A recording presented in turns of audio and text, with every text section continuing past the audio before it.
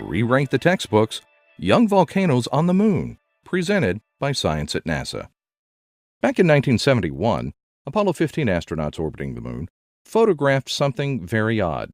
Researchers called it Ina, and it looked like the aftermath of a volcanic eruption. There's nothing odd about volcanoes on the Moon per se. Much of the Moon's ancient surface is covered with hardened lava.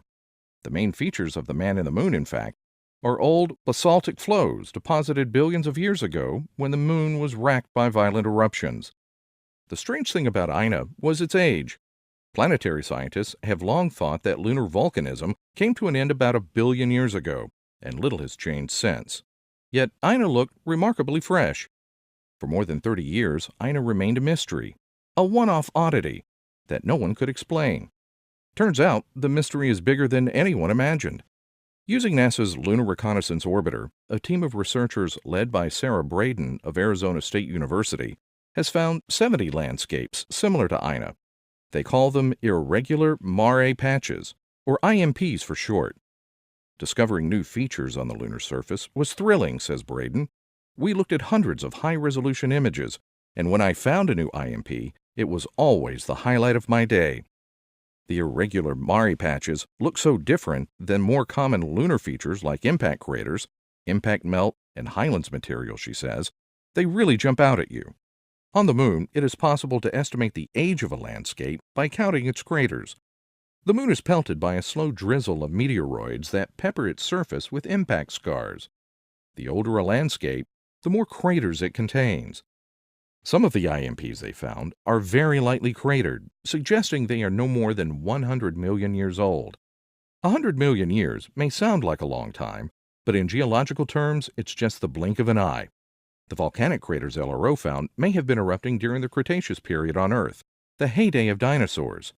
Some of the volcanic features may even be younger, 50 million years old, a time when mammals were replacing dinosaurs as dominant life forms.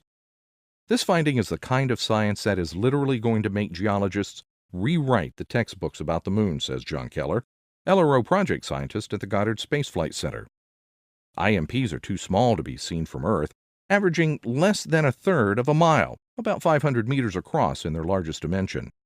That's why, other than Ina, they haven't been found before. Nevertheless, they appear to be widespread around the near side of the Moon.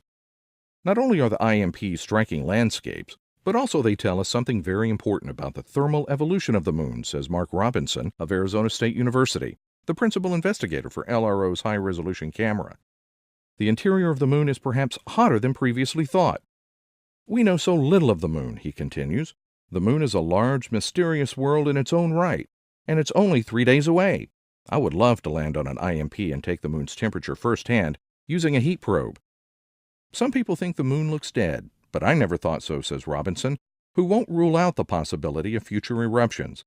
To me, it has always been an inviting place of magnificent beauty, a giant magnet in our sky drawing me towards it.